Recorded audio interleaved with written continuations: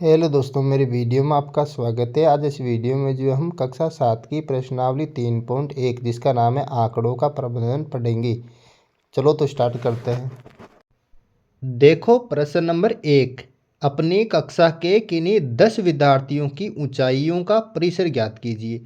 देखो आपको है जो है आपकी कक्षा में 10 विद्यार्थी है, उनका जो आपको मन से जो है कोई भी जो है ऊंचाई उनकी लिख लेनी है। तो मैं देखो मान लेता हूँ यहाँ पर कि माना कक्षा के 10 विद्यार्थियों की ऊंचाई ऊंचाई मैं ले रहा हूँ यहाँ पर सेंटीमीटर में। आप जो है आपकी इच्छा अनुसार ले सकते हो, तो मैं ले रहा हूँ यहाँ पर सेंटीमीटर में। तो मान लेते हैं यहाँ पर कक्षा 10 के अंदर जो है 10 विद्यार्थियों की जो ऊंचाई है, एक की जो ऊंचाई मैं ले रहा हूँ 148 सेंटीमीटर, दूसरे की जो ऊंचाई ले रहा हूँ मैं 152 सेंटीमीटर, तीसरे की ऊंचाई ले रहा हूँ मैं 151 सेंटीमीटर, चौथे की ले रहा हूँ मैं 148 सेंटीमीटर, पाँचवें की 149, छठे की भी 149, सातवें की भी 150, आठवें की 151 और नौवें की 153 और 10वें की 154। तो इस प्रकार से जो है मैंने 10 विद्यार्थियों की ऊंचाई ले ली है। अब जो है इनका जो है परिसर ज्ञात करना है। तो परिसर कैसे ज्ञात करते हैं? आपको क्या करना है, यहाँ पर जो है सबसे लंबी जिसकी ऊंचाई है उसमें से घटा देना है सबसे छोटी जिसकी ऊंचाई है। तो यहाँ पर जो है जो सबसे ज़्यादा जो ऊंचाई है वो है 154 सेंटीमीटर यहाँ पर। तो मैं देखो यहाँ पर जो 154 में से जो घटा दूंगा, माइनस कर दूंगा, यहाँ पर सबसे छोटी ऊंचाई है 148 यहाँ पर। तो माइनस कर दूंगा 154 में से मैं 148, तो घटाओ देंगे 154 में से माइनस करूंगा 148, तो यहाँ पर आ जाएगा मेरे पास 6 सेंटीमीटर। तो इस प्रकार से आप जो है परिसर ज्ञात कर लेना है। तो ये हो गया पहला प्रश्न कंप्लीट। अब चलते हैं दूसरे प्रश्न की ओर। देखो प्रश्न नंबर यहाँ पर 2। कक्षा के एक मूल्यांकन में प्राप्त किए गए निम्नलिखित अंकों को एक सारणीबद्ध रूप में संगठित कीजिए। तो देखो ये जो है अंक आपको यहाँ पर दे रखे हैं। सबसे पहले इस प्रश्न में क्या करना है, इनको सारणीबद्ध रूप में संगठित करना। तो मैं नीचे देखो सारणी बना रहा हूँ। पहले तो लिखूंगा इस सारणी में अंक में, और फिर जो है मिलान चिन्ह यहाँ पर जो है बनाऊंगा, और फिर जो है लास्ट के अंदर इस सारणी में लिखूंगा यहाँ पर जो है बारंबारता। ये इस प्रकार से जो है मैं सारणी को बनाऊंगा। अब देखो इन अंकों के अंदर देखो सबसे छोटा अंक है 1 और सबसे बड़ा अंक है 9। तो मैं 1 से 9 तक जो है यहाँ पर अंक लिख लूँगा।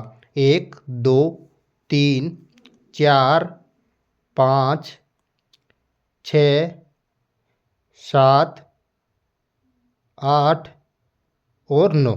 यहाँ से पर जो है मैं 1 से 9 तक के अंक लिख लिए, क्योंकि इसमें सबसे छोटा अंक 1 है और सबसे बड़ा अंक 9 है।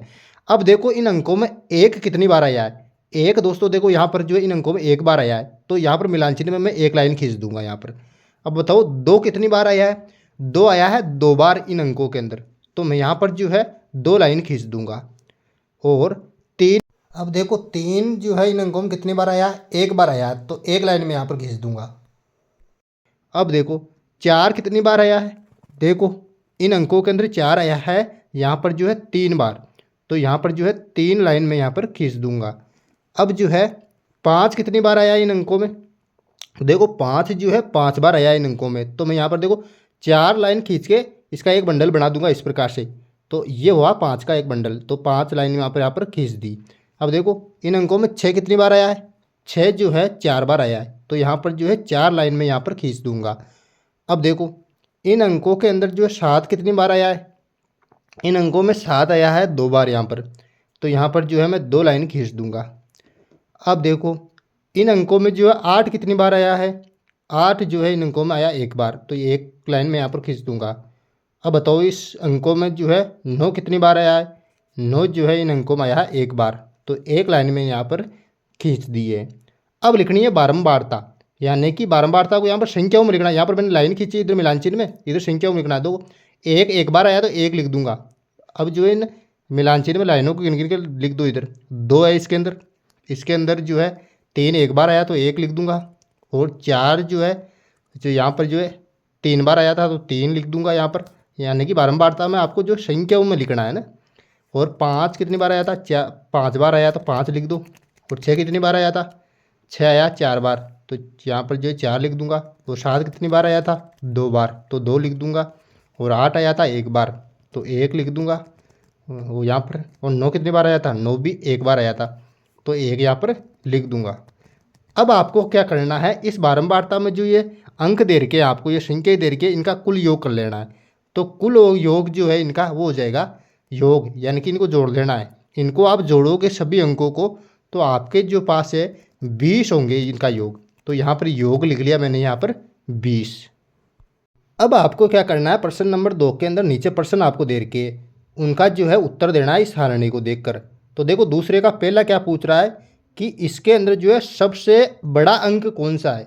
तो देखो सबसे बड़ा अंक इनमें आ रहा है 9, देखो नीचे नीचे 9 है तो 9 आ जाएगा इसका आंसर यहाँ पर। अब ये पूछ रहा है कि सबसे छोटा अंक कौन सा है। तो देखो सारणी के अंदर सबसे छोटा अंक कौन सा है, यहाँ पर 1 है। तो इसका जो है आंसर कितना आ जाएगा 1। तो ये 1 मैंने यहाँ पर लिख दिया।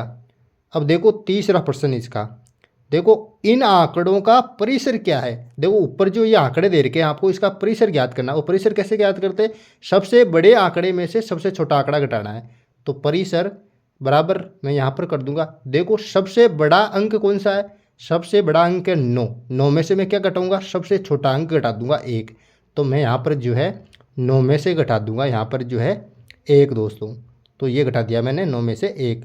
9 में से मैं 1 घटाऊंगा तो यहाँ पर जो परिसर जो मेरे पास आ जाएगा वो आ जाएगा यहाँ पर 8।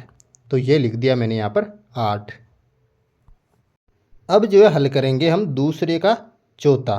तो देखो दूसरे का चौथा क्या पूछ रहा है यहाँ पर कि अंक गणितीय माध्य ज्ञात कीजिए। तो अब जो है इन आंकड़ों का जो है आपको जो है अंकों का माध्य ज्ञात करना है। देखो माध्य कैसे ज्ञात करते हैं, यहाँ पर लिखूंगा मैं माध्य बराबर, सबसे पहले क्या करूँगा, जितने भी अंक है इनका योग करूँगा, इनको जोड़ूंगा सारों को। तो यहाँ पर जो है देखो यहाँ पर जो है मैं जोड़ दिया। अब इसमें भाग किसका देना है, देखो ये जो अंक है ये कुल अंक है कितने, उसका जो है भाग देना है इसमें। तो ये कुल अंक जो है कितने हैं, 20 अंक है। तो ये 20 का जो है इसके अंदर भाग देना है। तो अब जो देखो ऊपर जो अंक है इनको जोड़ना है कुल अंकों को। तो देखो इनको आप जोड़ोगे तो इनकी जो जोड़ आएगी आपके पास, आप जोड़ लेना भले कितनी जोड़ आएगी इनकी, इनको जोड़ने पर आएगा 100, यानी कि इनको जोड़ के देख लेना आप 100 आएगा, उसमें दे दो 20 का भाग आप। देखो यहाँ पर जो है 0 से 0 कैंसिल हो जाएगा। फिर जो है 10 को मैं 2 से काटूंगा तो कटेगा ये 5 बार। तो जो माध्य आया हमारे पास वो कितना आया यहाँ पर 5। इस प्रकार से आसानी से आप जो है माध्य ज्ञात कर सकते हो। तो इस प्रकार से प्रश्न नंबर 2 कंप्लीट हो गया। अब चलते हैं प्रश्न नंबर 3 की ओर। देखो प्रश्न नंबर 3, प्रथम 5 पूर्ण संख्याओं का माध्य ज्ञात कीजिए। तो देखो सबसे पहले मैं जो है प्रथम 5 पूर्ण संख्याएं जो है यहाँ पर लिख लूँगा। प्रथम 5 पूर्ण संख्याएं, देखो पूर्ण संख्या क्या होती है, पूर्ण संख्या 0 से स्टार्ट होती है और प्लस के अंदर अनंत तक चलती है।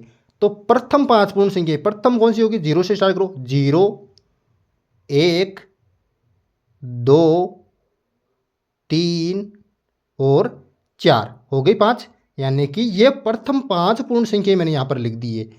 तो अब क्या करना है, इनका माध्य ज्ञात करना है। तो अतः माध्य यहाँ पर जो है मैं ज्ञात करूँगा। तो माध्य का सूत्र क्या हो जाएगा, आपको क्या करना है, इन 5 पूर्ण संख्या जो दे के इनकी जोड़ करनी है, यानी कि ऊपर तो लिखूंगा मैं इनकी जोड़ 0 प्लस 1 प्लस 2 प्लस 3 प्लस 4, यानी कि ऊपर तो लिखनी है इनकी जोड़ और भाग किसका देना है कि ये संख्या है कितनी। यहाँ पर जो है 5 पूर्ण संख्या है, कितनी है 5 पूर्ण संख्या, तो 5 का जो है इसके अंदर भाग लगाना है। तो मैं बटे में लिख दूंगा यहाँ पर 5। अब जो है मैं लगाऊंगा नीचे जो है बराबर का चिन्ह। अब देखो ऊपर जोड़ो, देखो उनको, देखो 0 और 1 हो गए 1, 1 और 2 3, 3 3 6 और 6 4 कितने हो गए 10। तो उनकी जोड़ आई 10 और नीचे बटे में लिखो 5। अब 10 को आप 5 से काटोगे तो कितनी बार कटेगा, 2 बार कटेगा दोस्तों, 5 दूने 10। तो यहाँ पर जो है 2 जो है इसका आंसर आ जाएगा। इस प्रकार से आपको माध्य ज्ञात करना है। अब चलते हैं प्रश्न नंबर 4 की तरफ। देखो प्रश्न नंबर 4, एक क्रिकेट खिलाड़ी ने 8 पारियों में निम्नलिखित रन बनाए। कितने रन बनाए, ये जो नीचे रन दे रखे ये रन बनाए उसने, है ना। उसका माध्य स्कोर या रन ज्ञात कीजिए, यानी कि ये जो रन दे रखे इनका माध्य स्कोर यानी कि माध्य ज्ञात करना है आपको। तो मैं देखो सबसे पहले इन रनों को जोड़ लूँगा कि कुल रन हो कितने रहे। देखो कुल रन कितने हो रहे, इनको जोड़ो, देखिए 58 plus 76 plus 40 plus 35 plus 46 plus 50 plus 0 plus 100, इनको जोड़ो तो देखो इनको आप जोड़ोगे रनों को, तो ये कुल रन हो गए, इनको जोड़ने पर आएगा आपके पास, आप जोड़ लेना बोले कितना आएगा 405। तो इनको जोड़ने पर आएगा 405 से। आशा करता हूँ कि आपको जोड़ आती होगी अच्छी तरीके से। तो 405 आई इनकी जोड़। अब प्रेक्षणों की संख्या, प्रेक्षणों की संख्या का मतलब है कितनी पारियाँ खेली उन्होंने, 8 पारियाँ खेली दोस्तों। तो प्रेक्षणों की संख्या कितनी हो जाएगी, 8 ही हो जाएगी यहाँ पर। तो प्रेक्षणों की संख्या के बराबर में मैं लिख दूंगा यहाँ पर 8 दोस्तों। तो ये लिख दिया मैंने 8। अब ज्ञात करना माध्य। माध्य में क्या करना होता है, इनका योग ऊपर आ जाएगा और नीचे बटे हुए में प्रेक्षणों की संख्या आ जाएगी। अतः मैं लिख दूंगा माध्य यहाँ पर जो है बराबर, और ऊपर आ जाएगा इनकी जोड़, यानी कि कुल रन जितने भी है, कुल रन कितने 405 बटे हुए के अंदर प्रेक्षणों की संख्या यानी कि 8 आ जाएगा। अब आपको क्या करना है, 405 में जो है 8 का भाग देना है। देखो यहाँ पर टूटने वाला भाग होगा, अगर आपको टूटने वाले भाग या भाग आता ही नहीं है तो आप जो है ये वीडियो मेरा जो है जरूर देखें, आपको जो है भाग सीख जाओगे। तो 405 में आप 8 का भाग दोगे तो कितना आएगा आपके पास 50.625 आएगा दोस्तों। आप भाग दे के देख लेना, भागफल के अंदर आएंगे 50.625। तो ये आ जाएगा यहाँ पर माध्य। अब देखो प्रश्न नंबर 5, निम्नलिखित सारणी प्रत्येक खिलाड़ी द्वारा 4 खेलों में अर्जित किए गए अंकों को दर्शाती है। तो ये देखो सारणी है, इसके अंदर तो है 4 खेल खेल रहे हैं, कोई खिलाड़ी है ए बी और सी। तो इस सारणी को देखकर जो है आपको उत्तर देना है। तो अब निम्नलिखित प्रश्नों के उत्तर दीजिए। देखो पहला जो प्रश्न पूछ रहा है वो पूछ रहा है कि प्रत्येक खेल में ए द्वारा अर्जित औसत अंक ज्ञात करने के लिए माध्य ज्ञात कीजिए। तो देखो ए के लिए जो हम माध्य ज्ञात करेंगे सबसे पहले। ए कोई खिलाड़ी है ए, तो ए के प्रत्येक खेल के लिए जो है माध्य, तो क्या करूंगा मैं, उसने 4 खेल खेले कुल, और 4 खेलों में जो भी उसने जो है अर्जित किए अंक उनको जो है जोड़ दूंगा मैं ऊपर, उसमें भाग दूंगा कितने 4 खेल खेले तो 4 का भाग लगा दूंगा उसके अंदर। तो देखो सबसे पहले जो भी उसने जो है अंक अर्जित किए तो वो जो है मैं लिख लेता हूँ 14 प्लस, पहले मैच में उसने 14 किए, दूसरे मैच में उसने 16 किए, और तीसरे मैच में 10, और चौथे मैच में किसने किए 10। तो सारों को जोड़ दिया मैंने यहाँ पर, और बटे हुए के अंदर 4 खेल खेले तो 4 का भाग दे दिया। अब देखो ऊपर जोड़ो देंगे उनको, 14 प्लस 16 प्लस 10 में जोड़ूंगा तो मेरे पास आ जाएंगे 50, और 50 में दे दूंगा 4 का यहाँ पर भाग। तो 50 में आप 4 का भाग लगाओगे तो आपके पास जो आंसर आएगा वो आएगा यहाँ पर जो है 12.5। तो आप जो है भाग लगा लेना, भाग लगाना आता होगा आपको 12.5। अगर दशमलव वाला भाग नहीं आता तो आप वीडियो जरूर देखें मेरा वो वाला। अब देखो पांचवे का जो है दूसरा, ये बोल रहा है कि प्रत्येक खेल में सी द्वारा अर्जित माध्य अंक ज्ञात करने के लिए आप कुल अंकों को 3 से भाग देंगे या 4 से, और क्यों। देखो दोस्तों यहाँ पर जो सी खेल रहा है, देखो एक बॉक्स में यानी कि तीसरे खेल में सी के लिए लिखा हुआ है कि खेला ही नहीं वो, यानी कि भाग ही नहीं लिया तीसरे खेल में। तो इसने कुल खेल कितने खेले, 3 ही खेल खेले, तो हम जो है भाग भी किस तरह लगाएंगे, माध्य में 3 का ही लगाएंगे। तो इसमें लिख दूंगा मैं कि प्रत्येक खेल में सी द्वारा अर्जित माध्य अंक ज्ञात करने के लिए कुल अंकों को 3 से भाग देंगे, क्योंकि उसने जो है 3 खेलों में ही भाग लिया था। तो हमें जो किसका भाग लगाएंगे, 3 का ही भाग लगाएंगे, 4 का नहीं लगाएंगे, क्योंकि उसमें एक खेल में तो उसने भाग लिया ही नहीं था। अब देखो तीसरा प्रश्न क्या पूछ रहा है, बी ने सभी 4 खेलों में भाग लिया है, आप उसके अंकों का माध्य किस प्रकार ज्ञात करेंगे। तो देखो माध्य ज्ञात कर लेंगे, उसका किस प्रकार ज्ञात करेंगे। देखो बी के प्रत्येक खेल के लिए माध्य, तो इसमें क्या करेंगे, जो बी ने कितने खेल खेले, 4 खेल खेले, तो 4 खेलों में जितने भी उसने जो है अंक हासिल किए 4 खेलों में, तो वो अंकों को जोड़ दूंगा। तो कितने अंक, देखो पहले खेल में किए 0, दूसरे खेल में किए 8, तीसरे खेल में किए 6, और चौथे खेल में किए 4। तो इन सबको जोड़ दिया मैंने, 0 प्लस 8 प्लस 6 प्लस 4, और इसमें 4 खेल खेले कुल, तो 4 का ही भाग लगा दूंगा। तो बराबर का चिन्ह यहाँ पर जो है 0, 8, 6 और 4 को मैं जोड़ूंगा तो इनकी जो जोड़ आएगी मेरे पास वो आएगी 18, और 18 में दूंगा नीचे 4 का भाग में। यहाँ पर देखो सबसे पहले जो 2 से काट दूंगा इसको मैं, 2 नम हो जाएंगे 18, और 2 दूने नीचे आ जाएंगे 4। तो सबसे पहले जो है मैं उतार दूंगा 9 बटा यहाँ पर 2, फिर 9 को जो है 2 से काटो आप, 9 में जो है 2 का भाग दोगे तो यहाँ पर जो आएगा 4.5 आएगा आंसर। तो 9 में 2 का भाग तो 4.5 यहाँ पर आ गया। तो बी के प्रत्येक खेल के लिए माध्य कितना आया, 4.5 आया। अब जो है पांचवे का देखो लास्ट चौथा प्रश्न क्या पूछ रहा है, किसका प्रदर्शन सबसे अच्छा है। तो आप जो है इन तीनों खिलाड़ी ए बी और सी के लिए सारों के जो माध्य देखो आप कितने कितने आ रहे हैं, जिसका माध्य जो है सबसे अधिक है उसका ही प्रदर्शन सबसे अच्छा है। तो देखो हमने जो है सी यहाँ पर जो है बी सी के लिए जो है माध्य ज्ञात नहीं किया था, तो सी के लिए पहले माध्य ज्ञात करो आप। सी के प्रत्येक खेल के लिए माध्य, क्योंकि पहले हमने जो सी के लिए माध्य ज्ञात नहीं किया था, तो हम जो सी के लिए जो है माध्य ज्ञात करेंगे सबसे पहले। तो इसमें क्या करेंगे, 8 + 11 + 13, और भाग कितने का देंगे, केवल 3 का ही देंगे, क्योंकि जो है तीसरे खेल में उसने खेला ही नहीं था, यानी कि भाग ही नहीं लिया था। बराबर का चिन्ह। अब 8, 11 और 13 को मैं जोड़ूंगा तो कितना आएगा, 32, और 32 में 3 का भाग यहाँ पर, तो इसका माध्य निकल के आ जाएगा आपके पास। तो कितना आएगा, देखो देखिए 32 में हम जो है 3 का भाग देंगे, तो यहाँ पर देखो 3 एकम 3, भाग टूट गया, 10 पॉइंट यहाँ पर जो है 3 संग 18, यानी कि 6 यहाँ चलता रहेगा, यानी कि 10.6 के लगभग आएगा। 32 में 3 का भाग देंगे, तो सी के लिए जो माध्य आया वो आया 10.6 यहाँ पर। तो अब देखो, अब तीनों के माध्य देखो, सबसे ज़्यादा माध्य किसका है, उसका ही जो है प्रदर्शन सबसे अच्छा होगा, यानी कि सबसे ज़्यादा जो माध्य आ रहा है वो एक खिलाड़ी का आ रहा है, यानी कि एक खिलाड़ी का माध्य जो सबसे ज़्यादा है, इसका मतलब जो प्रदर्शन भी सबसे ज़्यादा किसका होगा, खिलाड़ी ए का। तो मैं यहाँ पर लिख दूंगा खिलाड़ी ए का जो है प्रदर्शन सबसे जो है अच्छा है, तो ये लिख दिया खिलाड़ी ए का प्रदर्शन सबसे अच्छा है। अब देखो यहाँ पर जो है प्रश्न नंबर 6, विज्ञान की एक परीक्षा में विद्यार्थियों के एक समूह द्वारा 100 में से प्राप्त किए गए अंक 85, 76, 90, 85, 39, 48, 56, 95, 81 और 75 ज्ञात करना है। अब देखो पहला, विद्यार्थियों द्वारा प्राप्त सबसे अधिक अंक और सबसे कम अंक लिखना है। देखो सबसे पहले मैं लिख दूंगा सबसे अधिक अंक। देखो इसमें सबसे अधिक अंक कौन सा है, यहाँ पर जो अंकों में देखो 95 जो है सबसे अधिक अंक है, तो यहाँ पर सबसे अधिक अंक कौन सा हो जाएगा, 95, तो ये लिख दिया मैंने 95। अब लिखना है सबसे कम अंक, तो देखो इनमें अंकों में सबसे कम अंक कौन सा है, सबसे छोटा अंक जो है इनमें है 39 दोस्तों, तो यहाँ पर लिख दूंगा मैं सबसे छोटा अंक यहाँ पर 39। अब देखो छठे का दूसरा, प्राप्त अंकों का परिसर ज्ञात करना है आपको। तो परिसर में क्या करना होता है, सबसे बड़े अंक में से सबसे छोटा अंक घटा देना है।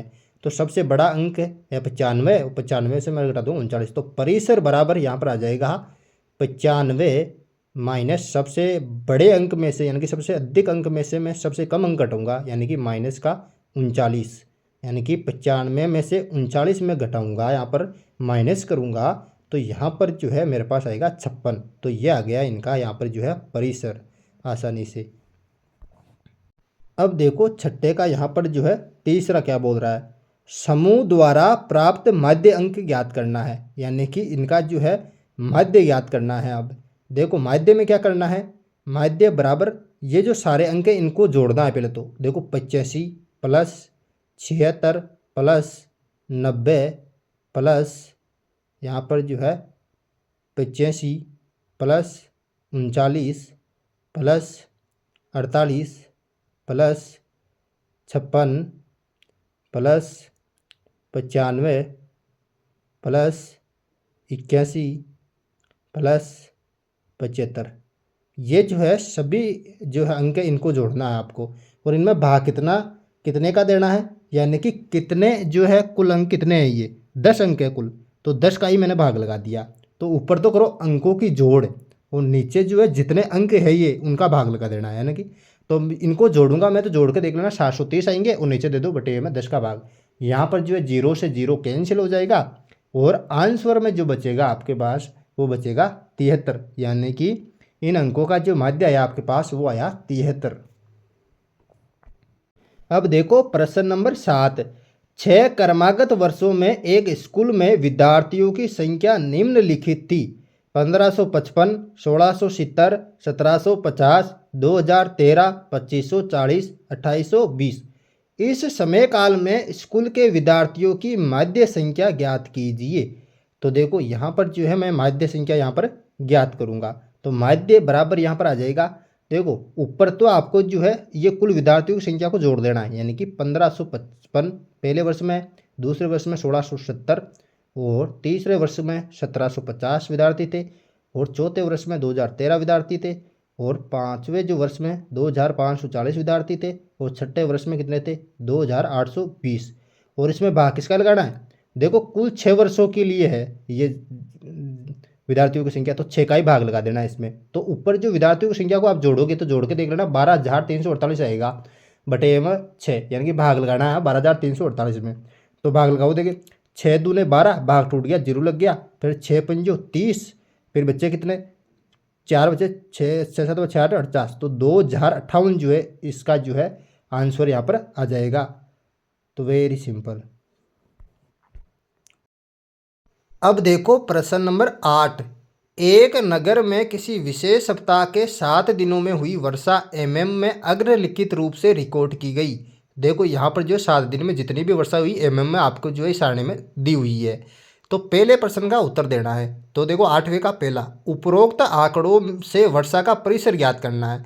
तो देखो परिसर कैसे ज्ञात करते हैं, जिस दिन सबसे ज़्यादा वर्षा हुई, किस दिन हुई सबसे ज़्यादा वर्षा, देखो शुक्रवार को हुई 20.5 तो उसमें से कितनी घटा देनी है, सबसे कम वर्षा किस दिन हुई, सोमवार को 0.0, तो 20.5 में से मैं घटा दूंगा यहाँ पर सबसे कम वर्षा 0.0। तो 20.5 में से आप 0.0 घटाओगे तो कितना आएगा आपके पास, 20.5 आएगा दोस्तों। तो ये लिख दूंगा मैं यहाँ पर जो है 20.5 आंसर में। अब देखो 8वें का दूसरा, इस सप्ताह की माध्य वर्षा ज्ञात कीजिए। तो देखो माध्य वर्षा अब जो है हम ज्ञात करेंगे। तो मैं लिखूंगा नीचे यहाँ पर माध्य बराबर, देखो माध्य में क्या करना है आपको जो है 7 दिन जितनी भी वर्षा हुई उनको जोड़ लेना है। तो देखो सोमवार को ही 0.0 प्लस मंगलवार को ही 12.2 प्लस बुधवार को ही 2.1 प्लस बृहस्पतिवार को ही 0.0 प्लस शुक्रवार को ही यहाँ पर जो है 20.5 और शनिवार को ही यहाँ पर 5.5 और रविवार को यहाँ पर 1.0। तो इन सबको जोड़ देना है और भाग कितने लगाना है, दिन कितने हैं पूरे, 7 दिन है, तो 7 का ही भाग लगा दो नीचे। अब देखो ऊपर जो है इन पॉइंटों वाली संख्या को आप जोड़ोगे तो देखो कितना आएगा, यहाँ पर जो है 41.3 आएगी। इनकी जोड़ के देख लेना आप, 41.3। अब 41.3 में आपको लगाना है 7 का भाग। तो देखो यहाँ पर देखो 7 पंजो 35 और 6 बचे, तो 63 हो गए, 7 नम 63, यानी कि पॉइंट लगा दूंगा मैं बीच में क्योंकि एक संख्या के बाद में पॉइंट है। तो देखो 59 बार गया भाग तो 5.9 जो है इसका जो है आंसर आ जाएगा। तो यहाँ पर जो है नीचे लिख दूंगा मैं यहाँ पर 5.9, तो इसका जो है माध्य यहाँ पर आ जाएगा। अब देखो 8वें का जो है तीसरा, देखो तीसरे में देखो कितने दिन वर्षा माध्य वर्षा से कम रही। देखो हमारे पास माध्य वर्षा जो आई वो आई 5.9। अब देखो 5.9 से कम कितने दिन रही, 5.9 से देखो सोमवार को एक, तो एक बुधवार को, एक बृहस्पतिवार को, एक शनिवार को और रविवार को, यानी कि 5 दिन कुल, यानी कि 5 दिन जो है वर्षा जो है 5.9 यानी कि माध्य वर्षा से यहाँ पर कम रही। तो मैंने लिख दिया यहाँ पर 5 दिन।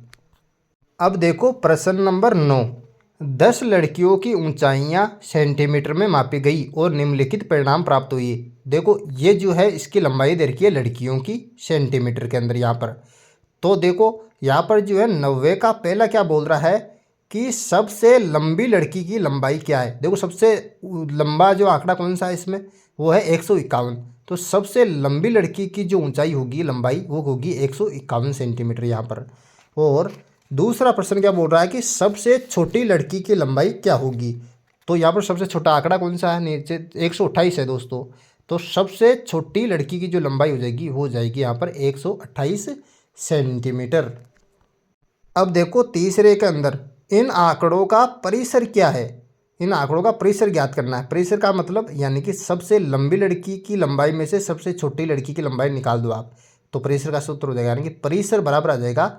यहाँ पर जो है सबसे लंबी लड़की की लंबाई कितनी है, 151 सेंटीमीटर है, उसमें से माइनस कर देनी है सबसे छोटी लड़की की लंबाई कितनी है, 128 सेंटीमीटर। तो मैं 151 में से यहाँ पर माइनस कर दूंगा 128 सेंटीमीटर। तो 151 में से 128 करो दे के माइनस, तो यहाँ पर आ जाएगा 23 सेंटीमीटर मेरे पास। तो यह लिख दिया मैंने 23 सेंटीमीटर। इस प्रकार से आपको परिसर ज्ञात करना है। अब देखो 90 का जो है चौथा प्रश्न क्या बोल रहा है कि लड़कियों की माध्य ऊंचाई लंबाई क्या होगी, माध्य ऊंचाई ज्ञात करनी है इनकी। तो यहाँ पर जो है माध्य ऊंचाई में आपको क्या करना है, इन लड़कियों की लंबाई, सारी लंबाई को जोड़ना है। तो देखो माध्य बराबर क्या हो जाएगा, ऊपर तो देखो जो लड़कियों की लंबाइयाँ हैं इनको जोड़ना है आपको। तो मैं जोड़ दूंगा, देखो एक लड़की की लंबाई होगी 135 प्लस दूसरी लड़की की लंबाई होगी 150 प्लस तीसरी लड़की की लंबाई होगी 139 प्लस एक चौथी लड़की की 128 प्लस पाँचवीं की 151 प्लस छठी की 132 प्लस सातवीं की 146 प्लस आठवीं की 149 नौवीं की 143 प्लस और 10वीं की 141 यहाँ पर। अब देखो इसके अंदर कुल लड़कियाँ कितनी है, 10 है, तो 10 का मैंने भाग लगा दिया। तो इस प्रकार से करते हैं माध्य ज्ञात। अब उन लड़कियों की कुल लंबाई को जोड़ा मैंने तो आया 1414 सेंटीमीटर बटा 10। अब देखो 1414 बटा 10 यानी कि नीचे एक जीरो है, तो आप ऊपर जो है एक संख्या के बाद में पॉइंट लगा दो, यानी कि यहाँ पर हो जाएगा 141.4 सेंटीमीटर जो है आपके पास जो है यहाँ पर माध्य आ जाएगा। इस प्रकार से जो है आपको माध्य ज्ञात कर लेना है। अब पांचवा प्रश्न देखो इसका 9वें का, कितनी लड़कियों की लंबाई माध्य लंबाई से अधिक है।